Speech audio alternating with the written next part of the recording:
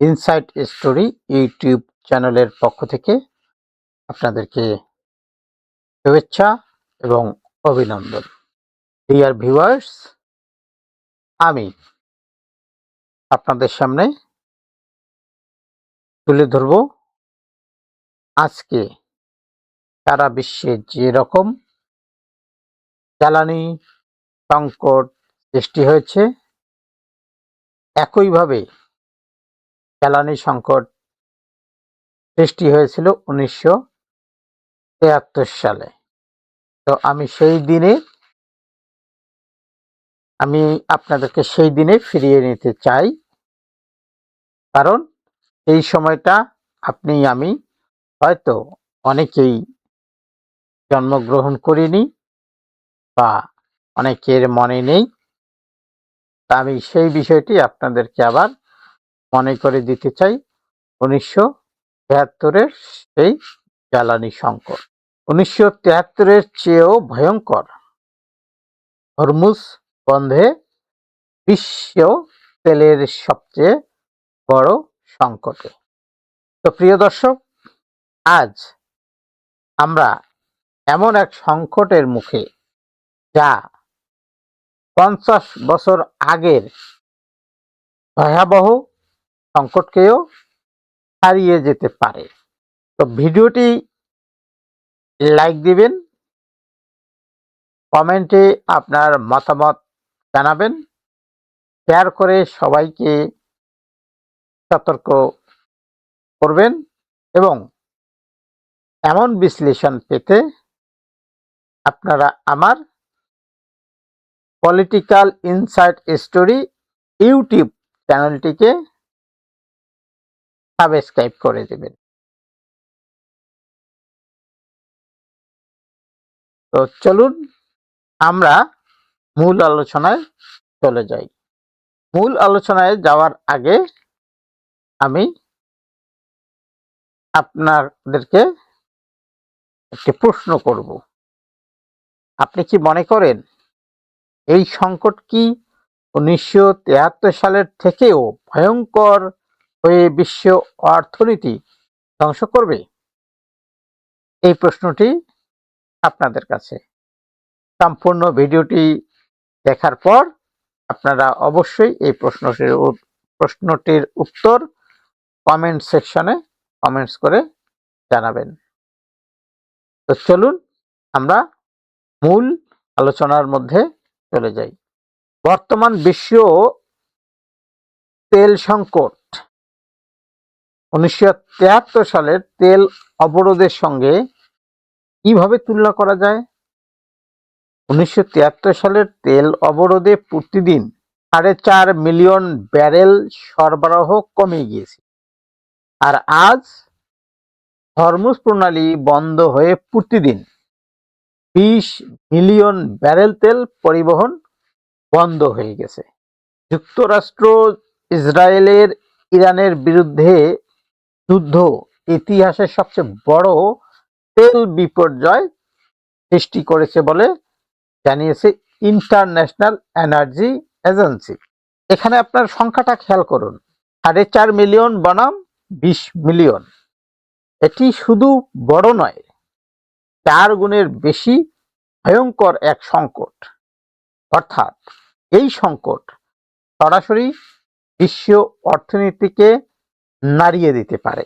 এই সংস্থাটি 1974 সালে প্রতিষ্ঠিত হয়। 1973 সালে তেল অবরোধের সরাসরি প্রতিক্রিয়া হিসেবে।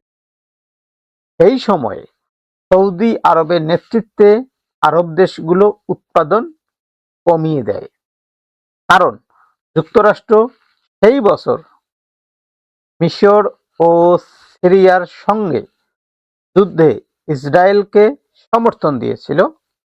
1973 সালে অবরোধে আক্রান্ত দেশগুলো প্রতিদিন 4.5 মিলিয়ন ব্যারেল তেলের ঘাটতির মুখে পড়েছিল।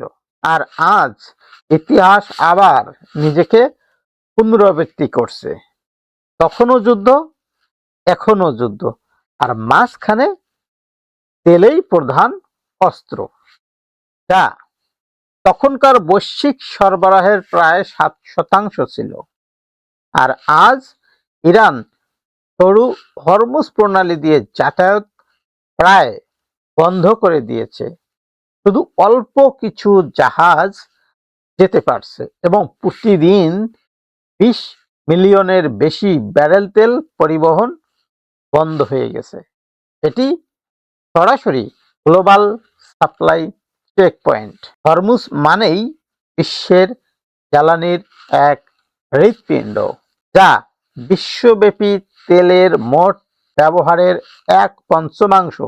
যুদ্ধ শুরু হওয়ার পর ব্রেন্ট ক্রুড অয়েলের দাম $65 থেকে বৃদ্ধি পেয়ে $100 বেশি উন্নীত হয়েছে। সংকট কমাতে ইন্টারন্যাশনাল এনার্জি এজেন্সির 32 সদস্য দেশ 400 মিলিয়ন ব্যারেল তেল মজুদ থেকে ছাড়তে সম্মত হয়েছে।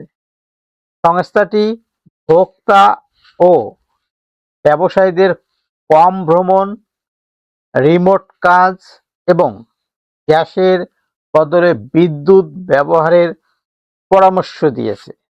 শুধু সরকার নয়, এখন সাধারণ মানুষকেও সংকট মোকাবেলায় ভূমিকা নিতে বলা হয়েছে। এটি দেখায় পরিস্থিতি কতটা গুরুতর। শুধু সরকার নয়, এখন সাধারণ মানুষকেও সংকট মোকাবেলায় ভূমিকা নিতে বলা হচ্ছে। এটি দেখায় পরিস্থিতি কতটা ভয়ঙ্কর। কারণ ভূ রাজনৈতিক ঝুঁকি শুধু তেলের দাম নয়, ডিজেল, হিটিং অয়েল, জেট ফুয়েলের দামও বাড়াচ্ছে। তবে বিশেষজ্ঞরা বলছেন এই ব্যবস্থা দীর্ঘমেয়াদে সংকট সমাধান করতে পারবে না। 1973 সালের তেল অবরোধের 50 বছরেরও বেশি সময় পর এই ঘটনাকে বর্তমান সংকটের সঙ্গে তুলনা করা হচ্ছে। অস্থায়ী সমাধান কাজ করবে না। যদি পরিস্থিতি চলতে থাকে, বড় অর্থনৈতিক ধাক্কা সামনে আসতেছে। 1973 সালে কি ঘটেছিল? 6 অক্টোবর 1973 সালে মিশর ও সিরিয়া ইসরায়েলের উপর হামলা চালায়। তারা 6 বছর আগে হারানো অঞ্চল পুনরুদ্ধার করতে চেয়েছিল। 1967 সালে যুদ্ধের ফলে Israel Golan Heights, Sinai, Gaza ও পশ্চিম তীর দখল করেছিল। আর এই সংঘাতের শিকড় অনেক গভীরে। ভূমি ও ক্ষমতার লড়াই। ইয়ম কিপুর উৎসবের দিন হামলা চালানো হয়, কারণ সেদিন ইসরায়েলে সবকিছু বন্ধ থাকে। সৌদি আরবের বাদশাহ ফয়সাল সতর্ক করেছিলেন মার্কিন প্রেসিডেন্ট রিচার্ড নিক্সনকে, কিন্তু তারপরও যুক্তরাষ্ট্র ইসরায়েলকে সামরিক সহায়তা দেয়। আর এখানেই তেলকে অস্ত্র হিসেবে ব্যবহার শুরু হয়। রাজনৈতিক সিদ্ধান্ত সমান অর্থনৈতিক প্রতিক্রিয়া। 17 অক্টোবর 1973 সালে আরব দেশগুলো তেলের দাম 70% বাড়িয়ে দেয়। প্রতি মাসে উৎপাদন 5% কমায় এবং যুক্তরাষ্ট্রে তেল রপ্তানি বন্ধ করে। নেদারল্যান্ডস, পর্তুগাল ও দক্ষিণ আফ্রিকাকেও লক্ষ্যবস্তু করা হয়। আর এটি ছিল প্রথম এনার্জি উইপনাইজেশন, যা পুরো বিশ্ব অর্থনীতিকে নাড়িয়ে দেয়। 1973 সালে তেলের দাম 4 গুণ বেড়ে যায়। যুক্তরাষ্ট্রে পেট্রোলের দাম 45% বৃদ্ধি পায়। জাপান, ইউরোপ ভয়াবহ সংকটে পড়ে, অর্থনীতি ধসে পড়ে আর বেকারত্ব যায় বেড়ে। এটি ছিল স্ট্যাগফ্লেশন, উচ্চমূল্য যোগ বেকারত্ব। তেলের দাম 60% বেড়েছে। অনেক দেশে 50% এরও বেশি মূল্য বৃদ্ধি হয়েছে। কিছু জায়গায় $8 পার গ্যালন পর্যন্ত বৃদ্ধি পেয়েছে। ইতিহাসের পুনরাবৃত্তি, কিন্তু এবার আরো বড় স্কেলে। 1973 সালে পশ্চিমা দেশ ক্ষতিগ্রস্ত হয়েছিল। এখন সবচেয়ে ঝুঁকিতে এশিয়ার উন্নয়নশীল দেশ। 80% তেল হরমুজ দিয়ে এই সকল দেশে চলে আসে। আর এই সংকটের সবচেয়ে বড় ভুক্তভোগী হবে গরিব এবং উন্নয়নশীল দেশগুলো। তো প্রিয় দর্শক, 1973 সালের সংকট বিশ্বকে বদলে দিয়েছে। আর আজকের সংকট হয়তো আরো বড় পরিবর্তন আনতে যাচ্ছে। আপনার মতে এই সংকট কি বিশ্ব অর্থনীতিকে ধ্বংস করবে, নাকি নতুন শক্তির পথ খুলে দিবে?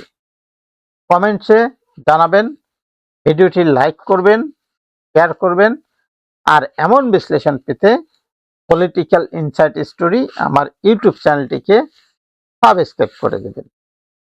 আবার আপনাদের সবার সুস্থতা কামনা করে আমি আমার এই ভিডিও এখানে শেষ করব। হয়তো আবার আপনাদের সঙ্গে পরবর্তী কোনো ভিডিওতে দেখা হবে।